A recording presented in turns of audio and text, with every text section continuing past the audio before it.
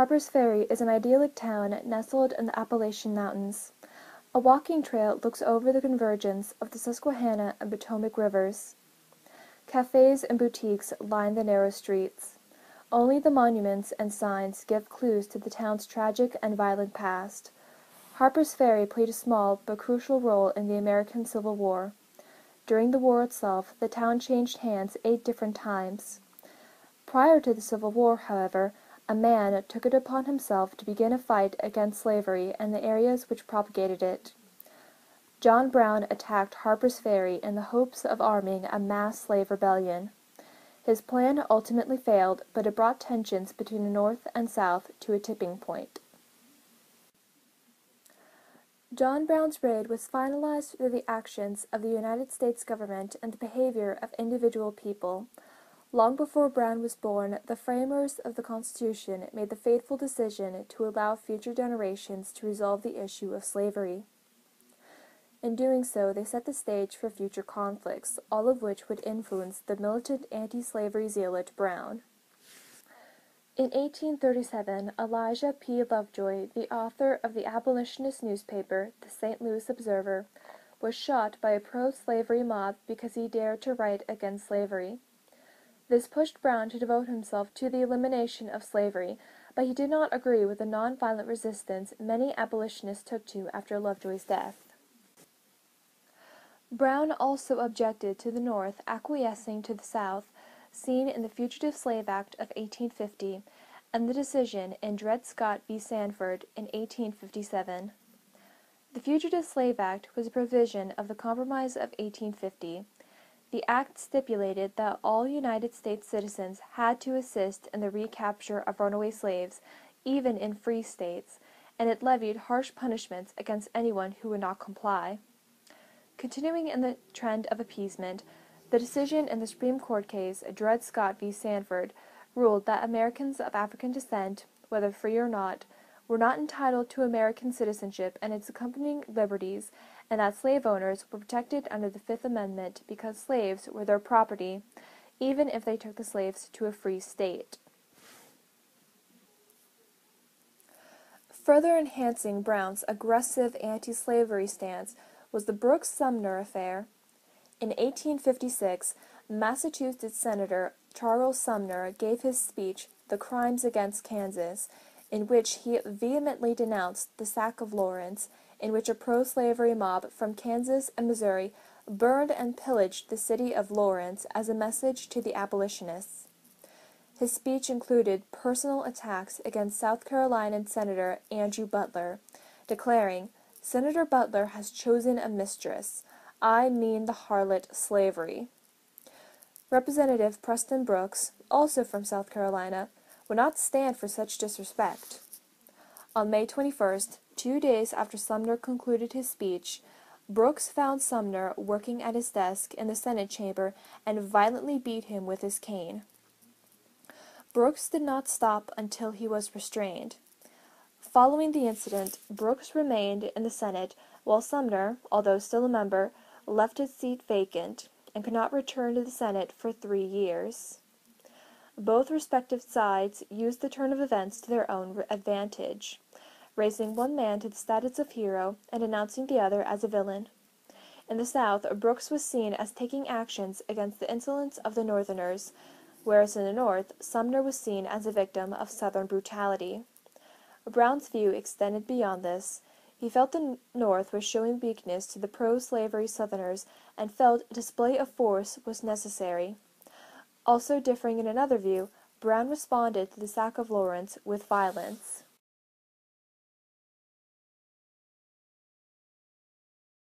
On the evening of May 24th, 1856, John Brown and several abolitionist settlers came to the town of Pottawatomie, Kansas. Outraged that the citizens of Lawrence would not fight back and defend themselves, Brown adhered to an eye for an eye and tooth for a tooth philosophy and began his own massacre. The attack has been referred to ever since as Bloody Kansas. Brown formed what he called the Army of the North, which included him and a small group of 7 men. Late at night, the Army of the North went into the pro-slavery town of Pottawatomie, armed with weapons. They dragged several of the pro-slavery men out of their houses and slaughtered them by hacking them to pieces with swords.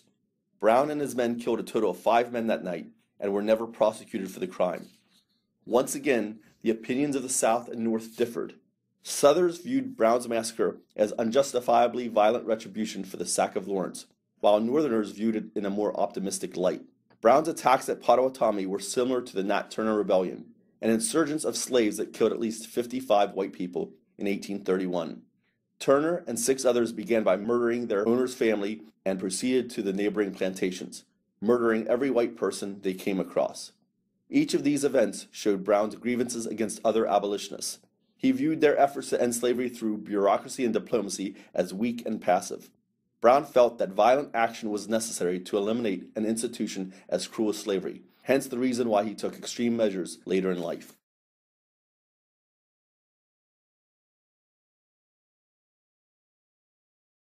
As a child, Brown experienced an upbringing which would ultimately change him into the man who started an unofficial war on slavery.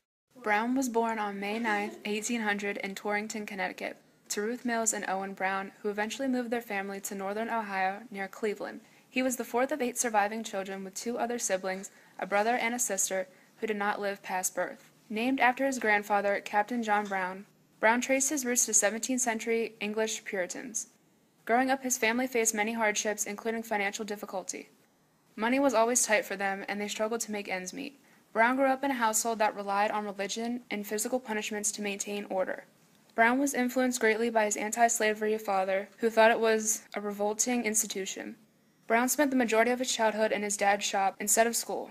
When he was 12, Brown witnessed an incident which would solidify his anti-slavery views. While traveling through Michigan, Brown saw a slave boy being beaten.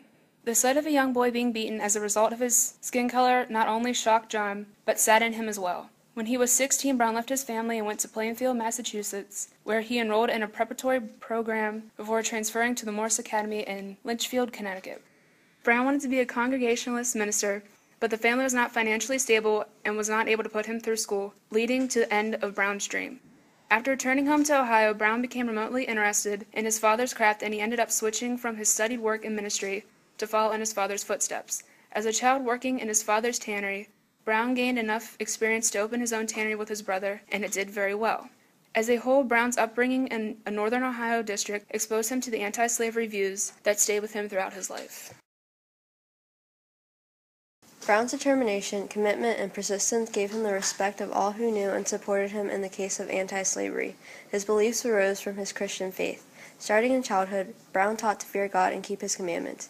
As an adult, he propagated these beliefs, teaching his children about faith.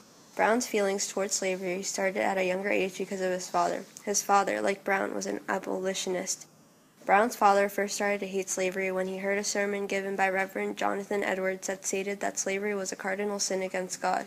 Gradually, it had become Brown's conclusion that he was divinely appointed to bring American slavery to a sudden and violent end. He would need much help, not just physically, but emotionally and financially, to support what he believed God had intended him to do. Brown left his legacy among his children who also believed slavery was wrong and was a sin against God. Despite being a theological conservative, John Brown was socially progressive, particularly when it came to matters of race and justice. Most conservative white Christians in his day were racialists or outright racist bigots, and many were pro-slavery. John Brown was not only anti-slavery, but believed that blacks and other non-whites were made in God's image and that all people were made equal as humans. Eventually, Brown took action and set off for Chambersburg, followed by his loyal men in his crusade against slavery. Prior to Brown's infamous Harper's Ferry raid, the militant man made a stop in Chambersburg, Pennsylvania, to finalize his plans and to prepare for what was to come. On June 27, 1859, John Brown arrived in Chambersburg and rented the second floor of a boarding house. The house, owned by former governor of Pennsylvania Joseph Ritner, was visited by a quiet and unassuming miner named Isaac Smith. Smith's life was merely a cover under which Brown could operate and gather supplies for his true mission. As Smith, Brown attended church at Emmanuel Chapel, a church now owned by Penn State Mont Alto, where he taught Sunday school classics to African-American children. On one occasion, he even preached at Falling Spring Presbyterian Church in downtown Chambersburg. Nothing would have caused the people of Chambersburg to suspect that the quiet Smith was actually John Brown, a man wanted for the brutal and bloody murder of 5 anti-abolitionists in Potawatomi, Kansas. his secret Underground Railroad activities and organization of a planned attack on Harper's Ferry were carefully shrouded. 3 of John Brown's sons, and several other men also involved in the attack, resided in the boarding house with him. The arms and ammunition required for the attack, cleverly disguised as mining equipment, were shipped to Smith & Sons, John Brown's false iron mining company in Chambersburg. The supplies were carefully smuggled out of town to a warehouse located 50 miles south. Frederick Douglass, a former slave and understandably fervent abolitionist, and his companion, Shields Green, a fugitive slave, arrived in Chambersburg on August 19, 1859, for a secret meeting with Brown. Douglass was recognized by local residents, who insisted he give them a speech. He complied, and then met Brown, who was disguised as a fisherman, at a quarry located where the modern-day Southgate Mall of Chambersburg stands. There, the two men debated the validity of assault on Harper's Ferry for 4 days. Brown attempted to convince Douglass to join him in the assault, ignoring Douglass's reluctance and belief that it would end in disaster. Douglass believed that the attack would not emancipate any slaves, would harm the progress of the abolitionist movement, and would lead to the demise of Brown and all of his men. The conversation went like this. Brown said, "Douglass, I'll need you with me." Douglass replied, "That would be an attack upon the federal government. It would throw the whole country against us." Brown continued, "When I strike, the bees will swarm, and I shall want you to help hive them." "Bees?" questioned Douglass. "Yes," said Brown, "the slaves." "Sheer madness," exclaimed Douglass. "You'll die. I know it." Despite Frederick Douglass's absolute refusal, Brown marched onward with his plan. Douglass returned to New York without Shields Green, who remained with Brown, saying, "I believe I'll go with the old man." As Brown continued his preparation for the planned raid on Harper's Ferry, he rented a property known as the Kennedy Farm in Maryland, located almost immediately north of Harper's Ferry. This farm functioned as a base of operations for the more than 20 men as they prepared to launch their raid. Among these men were John Henry Kagi, Shields Green, Brown's 2 sons, Owen and Oliver, and Lieutenant Anderson. Living with them were Brown's 16-year-old daughter, Annie, and daughter-in-law, Martha, who served as a front to the public, effectively hiding the existence of the men, who only emerged from the farmhouse at night to train with Lieutenant Jeremiah Anderson. By late September, Brown deemed his Provisional Army of the United States adequately prepared for the attack. Brown sent his daughters home to safety and set off with his men to their next destination, Harper's Ferry.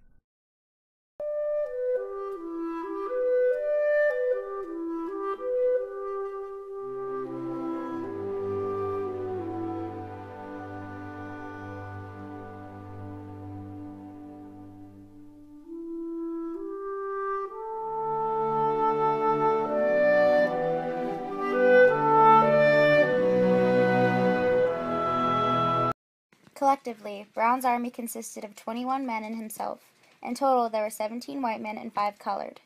Each were firm abolitionists. Brown's raiders were considered radical and dangerous after their participation in Bleeding Kansas. Their beliefs were grounded in the sentiment that slavery had to be fought in extreme ways, and their actions at Harper's Ferry paved the way for the Civil War. Of Brown's team of raiders, the most memorable members were Owen Brown, John Henry Kagi, Dangerfield Newby, and Shields Green. Owen Brown, third son of John Brown, was a lieutenant in both Kansas and Harper's Ferry. Owen Brown escaped capture during the raid on Harper's Ferry. He later became a Union general in the American Civil War. Owen had great physical strength, willpower, and intelligence, all of which made him the great leader that he was. He was also the longest surviving member of John Brown's army. John Henry Kagi was the most educated member of Brown's raiders. He was a businessman and an excellent public speaker. Kagi was a teacher at Hawkinstown, Virginia, where he learned about the evils of slavery and became a strong abolitionist. Afterwards, he joined the court bar in Nebraska City and then an abolitionist militia. He joined Brown in Kansas and became the second in command. While in Chambersburg, Kagi boarded with Brown in Mary Rittner's boarding house. Dangerfield Newby was born a slave in 1815 in Virginia. He was freed by his Scottish father, but the rest of his family was not. Newby joined Brown to free his family after he was denied the ability to purchase their freedom. He was the oldest member of Brown's raiders, and he was the first of the colored to die at Harper's Ferry. Shields Green was a fugitive slave from South Carolina who escaped to New York through the Underground Railroad. He met up with Brown in Chambersburg while he was traveling with Frederick Douglass.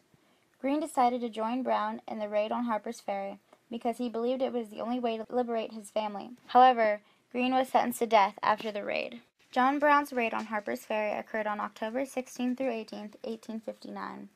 The raid was on the Federal Arsenal at Harper's Ferry, Virginia. John Brown and his raiders captured prominent citizens and raided the arsenal, in hopes that the local slave population would join.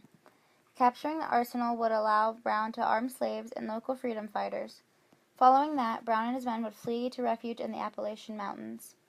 However, things did not go according to plan. The raid did not rally enough slaves, so Brown and his men were outnumbered. Confronted by the U.S. Marines under General Robert E. Lee, many of Brown's men were killed during the raid, while others, including John Brown himself, were captured and sentenced to death.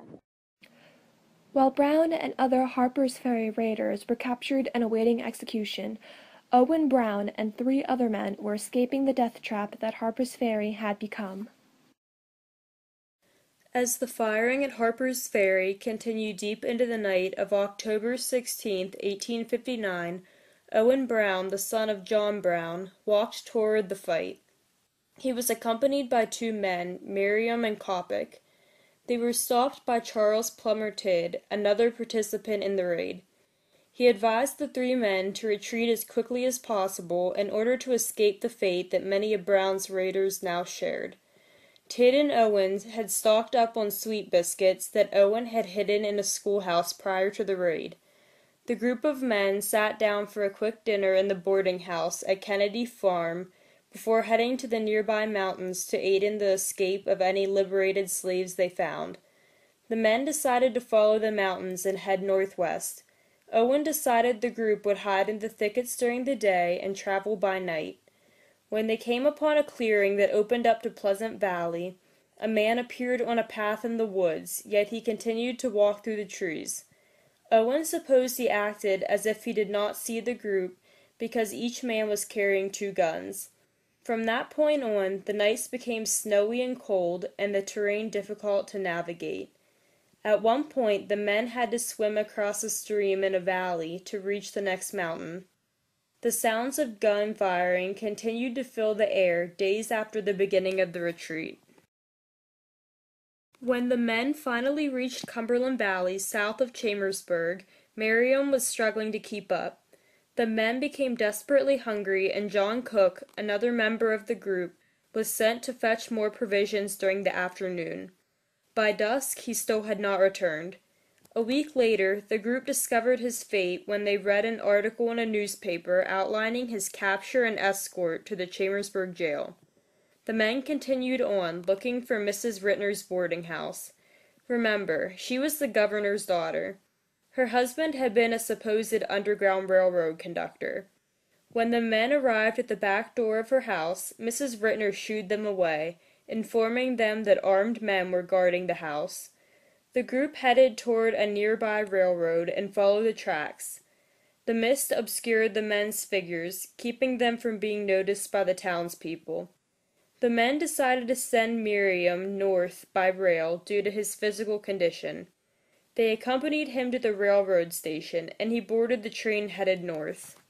The 3 men that were left continued northwest, deciding to put their lives on the line and travel the roads by day.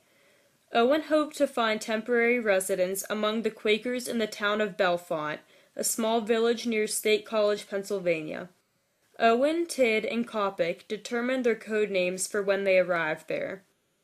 The group finally arrived in Bellefonte and stayed at the home of Benjamin Wakefield. Coppoc took a stagecoach from the house and headed back to his Quaker hometown in the Midwest.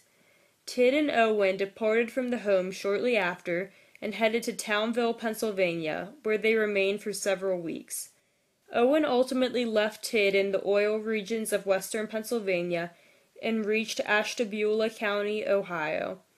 On July 4, 1860, the family of the late John Brown congregated as a whole for the last time in North Elba, New York, where the North Elba farm was given to the family.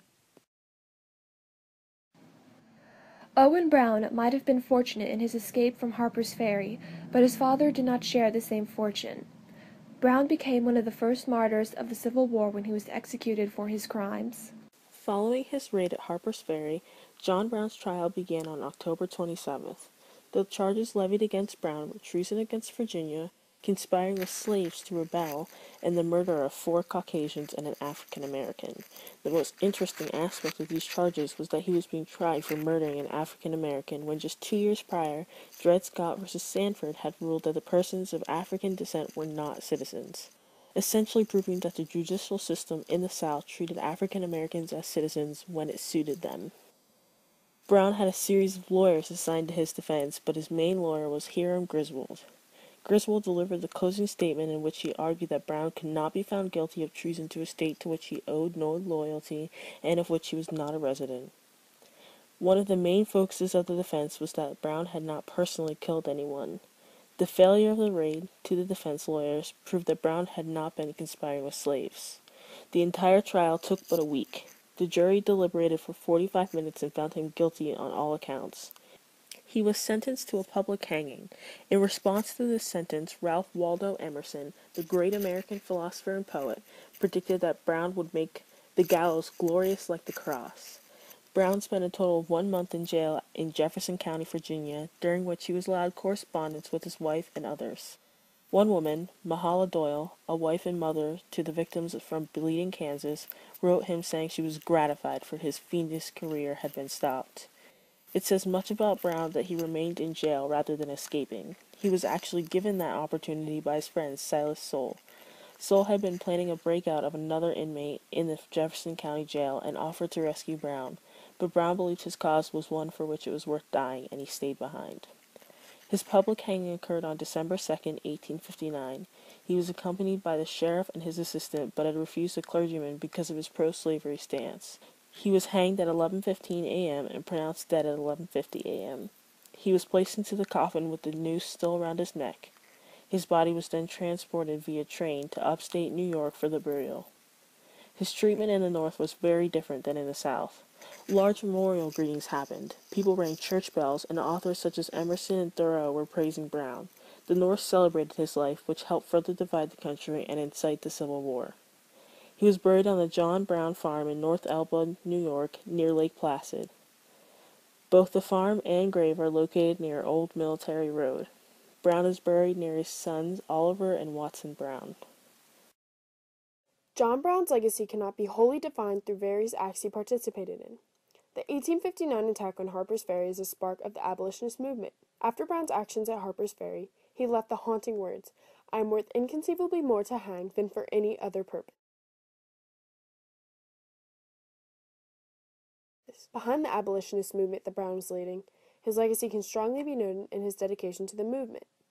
It is not only that he believed in a cause, but that he strongly, firmly, and undeniably stood behind a cause that was more worthy to him than any other conceivable thing.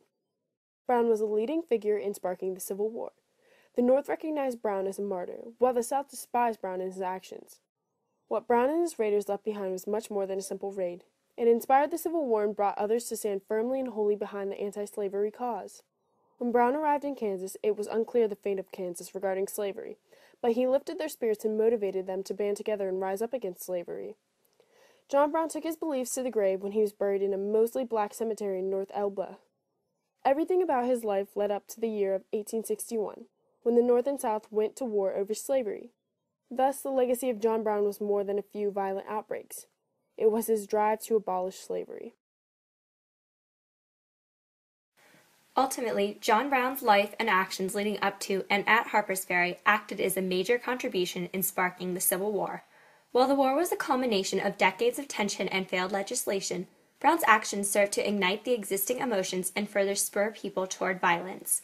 His actions proved that there were people who would fight and die for causes. Brown's violent acts condoned further violence and drove the North and South apart in an irreparable manner following the execution and respective treatment of his memory. Beyond the past, however, Brown's life is also the root of other philosophical debates which divide people from different backgrounds, classes, races, and political parties. Brown was a defender of racial equality, which still divides America to this day. Racism and racial tensions have run amok and are still bubbling to the surface in violent riots. People have reverted back to the past in their mistrust of those from different races, and they take it out upon each other with violence. Brown acted out against laws, and his disobedience was not civil in nature. Despite this, his life and subsequent death raises debates on the nature of civil disobedience. He inadvertently proved that violence only begets more violence. Civil disobedience is part of this nation's constitution. People have a right to peacefully protest and assemble when laws do not match the equality promised to every U.S. citizen, but violence is never truly justified. But when it saves more people than it harms, it is permissible. Even then, the use of force and aggression is a slippery slope. People with the best intentions can go from permissible and sanctioned violence to terrorism and excessive cruelty with the flip of a switch. Terrorism ultimately seeks to create a climate of fear through violence, often to propagate views that only benefit some. As a whole, Brown proves that civil disobedience, freedom fighting, and terrorism are all closely intertwined together. Often, a person with good intention ends up doing horrible things in the name of their cause. John Brown's life and death leave a question that all humans must face. When do the ends justify the means?